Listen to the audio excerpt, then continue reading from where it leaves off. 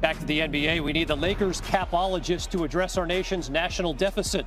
Tuesday, the Lakers added Melo to the fold. It's a one-year deal, got to be team-friendly, given their flurry of other moves. Nunn, Monk, Horton, Tucker.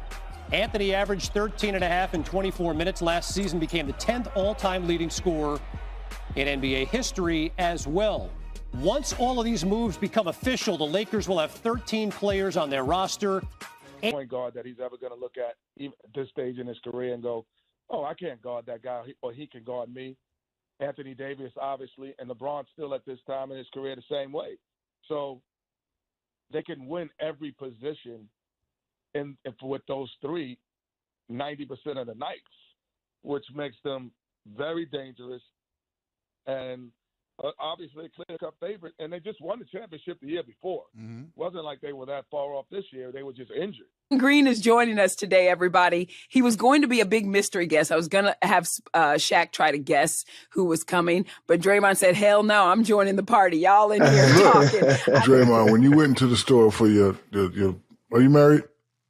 I am engaged. Are you engaged? Okay, engaged. Okay. Perfect. Michelle, relax. Perfect. So, Draymond, when you went to the jewelry store and you was buying your lovely fiance a wedding ring, did you ask about the carats, or did you just look at something and be like, that's nice, I can afford that, she would love that? Because Michelle seems to think that we ask about carats rather than what looks good. No, it was more about the actually for me it was more about the color and the clarity more so than the carat. Mm-hmm. Well, that's true. That matters. Thank you. So Spice says, so what, your man gets you a 1 carat ring. And I said, if that's all he could afford and worked really hard, I would be cool.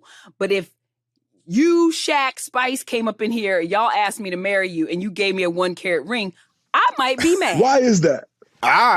Thank you, Draymond. Y'all all chose violence today. We just want to know. Is it about the size of the ring or is it about what the ring means? Oh my! Did he not just ask the same thing that I just asked? What am I doing today? What am I doing? Michelle, you just showed the world that you're bougie, Michelle. Yes. No That's way. it right there. He ain't got 5 carats. He better not even come in front of me and my mama talking about getting married. He ain't got no 5 carats. Come on, man. You can't do that. I grew up on a farm. How can I be bougie? So how can you ask for a 10 carat ring if you see that's the thing. You can't anything about 10 carat? You can't go back to the farm and then talk about you need a 10 carat ring. Like, ooh, good point. That's 2 complete different ends of the spectrum. That's a good point. I never said that. I'd be happy if it was beautiful and 3 carats. I'd be happy. What if it was beautiful and 1 carat? Thank you. What did I say before? If he worked really hard. There's always got to be conditions with you, Michelle. We all worked really hard. So just because someone makes a little more money, they didn't work hard?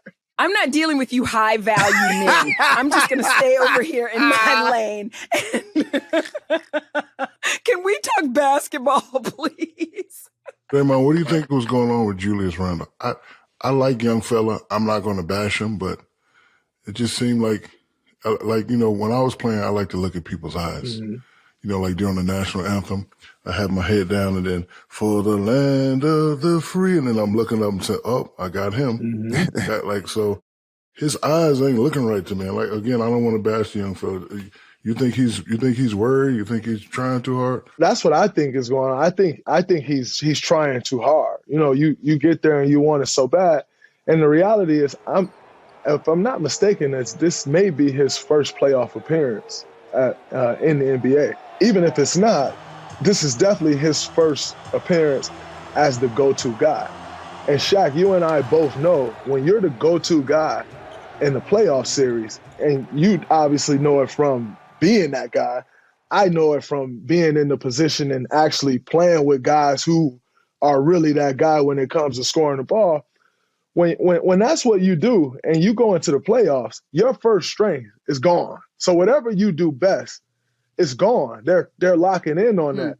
And it takes some adjusting, getting used to that. He hasn't had to see that. And so what that then leads to is a guy who's pressing. And so if you watch these games, I feel like he's out there pressing because he's never seen that, and it's just like a shot. And now you want to give it all that you got and you want to go harder. And most of the time when you do that, it actually works even further against you. And I think that's the issue that he's dealing with.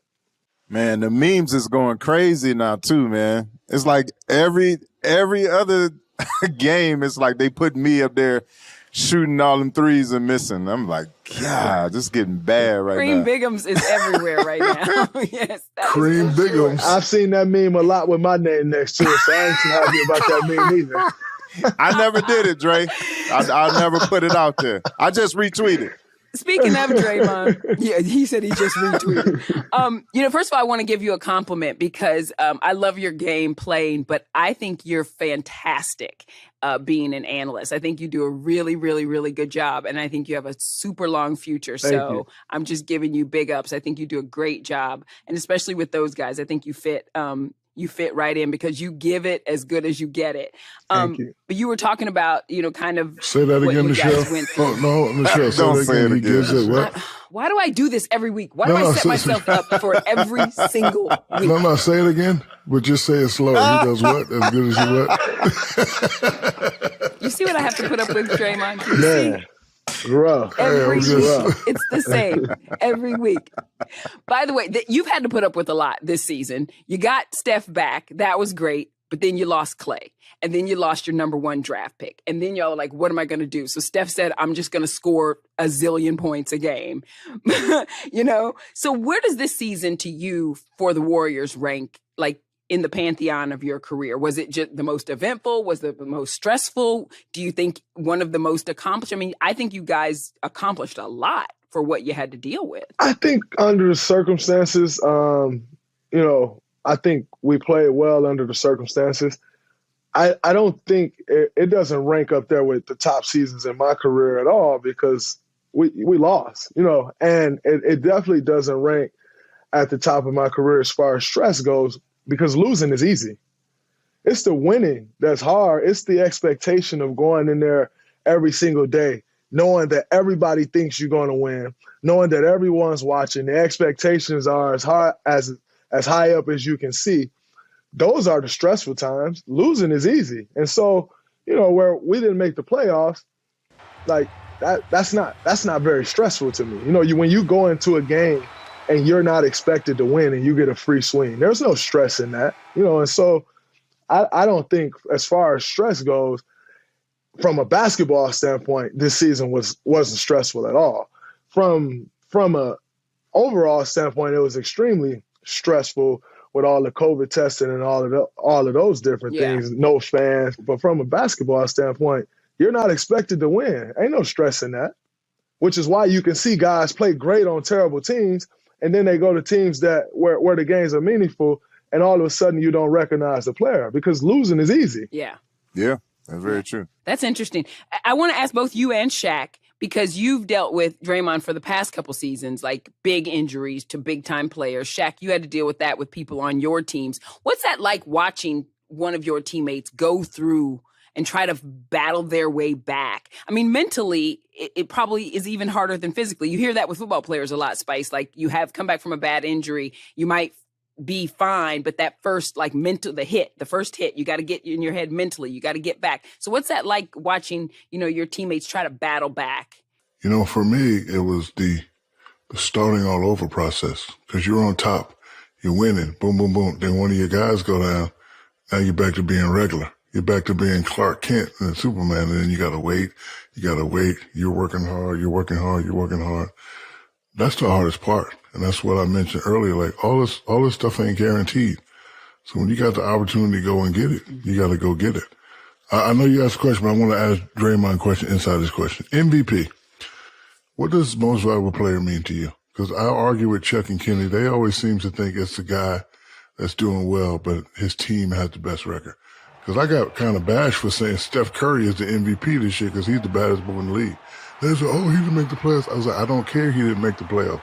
He the baddest boy in the league. Ain't nobody out there doing what he doing.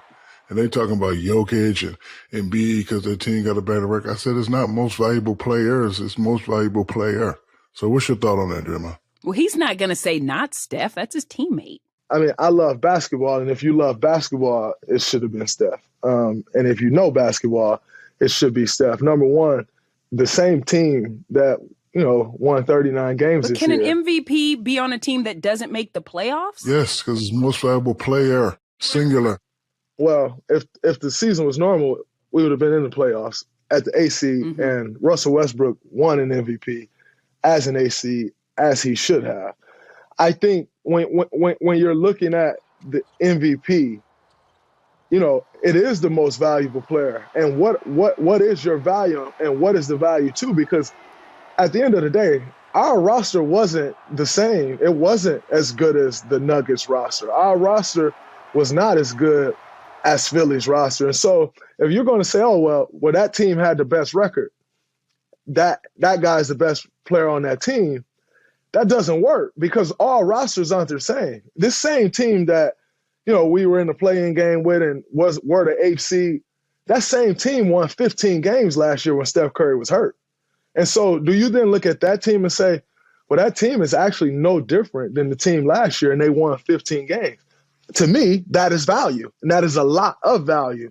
But doesn't that make then Chris Paul the MVP because No, it he does went not. on a He team didn't- and he now didn't- they he did didn't make the play. playoffs last year. Now they're the second seed, the second No, highest it does not. record in the Steph league. Curry is the baddest boy in the league this year. Like no one could stop Steph Curry. Did you see defenses playing against? It was 4 or 5 guys literally, like this, as if they're blocking for a quarterback. That's how they're shielding him. That's incredible. That's true. And so I think you always see like, that guy has the best record.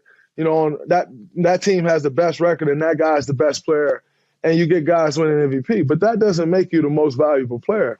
And so, in my opinion, Steph was the most valuable player in the league. He actually had probably the best year of any player in the NBA. It's not probably, in my opinion, he did, and it wasn't even close. The things he were doing were insane. That is the most valuable player. It's not just, your team didn't win. But isn't that the best player? Maybe not the most valuable, because value look, as the season went on, one of our most important players came into the season on a 2-way contract.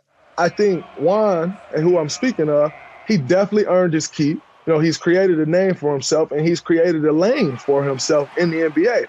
But the reality is the organization saw you as a 2-way player coming into the season.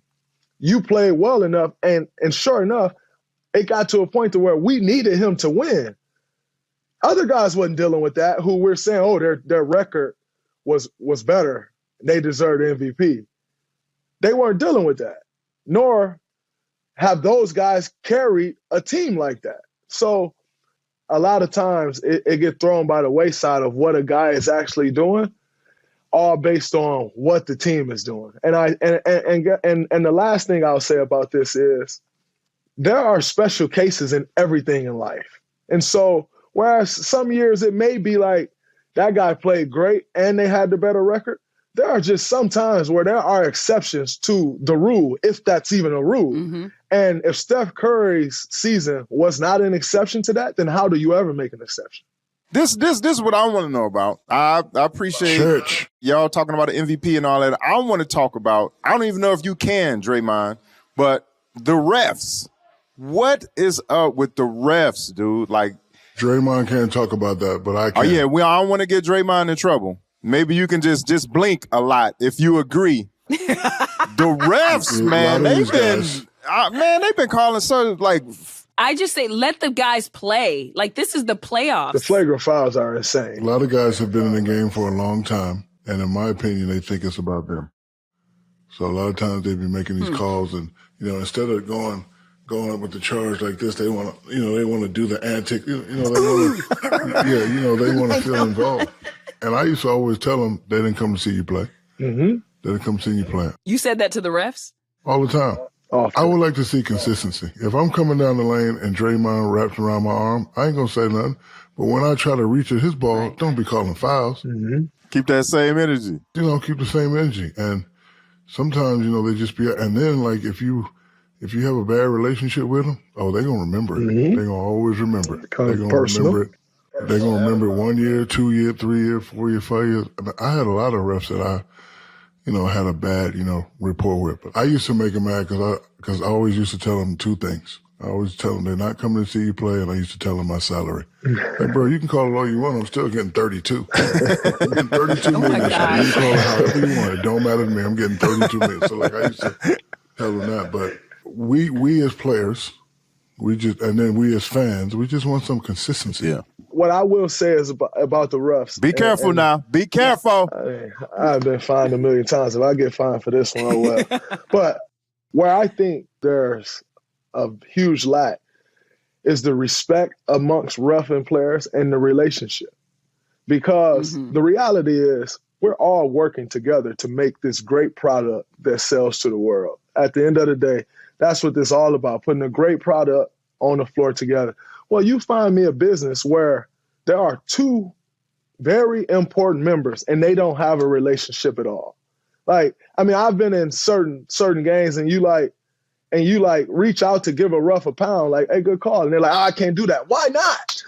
Like that to me doesn't even make sense. Like that is actually a sign of respect. You know, I like, yo, good call. Like, all right, respect. You reach out to get like, I can't.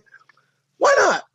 Like we're both at work trying to make this product as great as we possibly can, but we can't work together. We actually should be able to work together. And that's where I think the lack of respect is also driven, because then it's almost like, well, hey, my man, do you know, or woman, because there are more women refs as well. Do you want to be human? You know, like we're not robots out here. Maybe they feel like they just need to be as impartial or give the appearance of impartiality. Once again, this is all about like this. There has to be some type of rapport and relationship in order for everyone to be on the same page. If you have no rapport, how do you ever get on the same page? It's always going to be like that. And so I just think for me personally, the relationships aren't there. And so what does that then lead to? That then leads to a lack of trust. What does a lack of trust leads to? It leads to a big fight. And that's what we see every night. I hear you, Dr. Draymond. So you would invite some refs over to your barbecue? They don't have to be invited over to a barbecue, but there are certain discussions that should be able to be had. Yeah. I don't invite people that I'm not close friends with to my barbecues. That your house is a safer place. But there should be more of a rapport. There should be able to be more conversation. It's like we were playing the Lakers, and I went up to a referee and I was talking to him, and I'm literally talking like in the most normal tone that is literally standing there having a conversation with him. Or what you thought was normal. And because I even then went to talk to him, and I was like, I'll give you the story. And so I said, yo, every time I go to fake the DHO and fake it, AD, he shoves me like this. And I literally put my hand on his chest like he gave me the stiff arm. And he like went crazy, like, oh my God, Tech. And I looked at him, I said, yo, you act like we just weren't standing here having a normal conversation. Like we're literally standing here, play over, everybody move. We're standing here having a normal conversation, and you're going to act as if I hit you. Like, come on, man. Like, has it always been that way, Shaq, or have you seen it evolve with the refs to this point? Because remember when like Chuck and who was it, Dick Pavetta, they would kiss, and it would be like. I don't know about. Well, actually, Chuck likes kissing Dick. Oh my God. Oh my God. Chuck likes kissing Dick again, Pavetta. Shaq? Can you say that again? Chuck likes kissing Slowly. Dick Pavetta. But speaking of Chuck, I've only seen 3 players get away with talking to the ref crazy. Charles Barkley, Karl Malone, and Michael Jordan. Like and Magic Johnson, like those guys could say whatever they wanted to the ref. Guys like me and Draymond, when we start talking, we bad guys.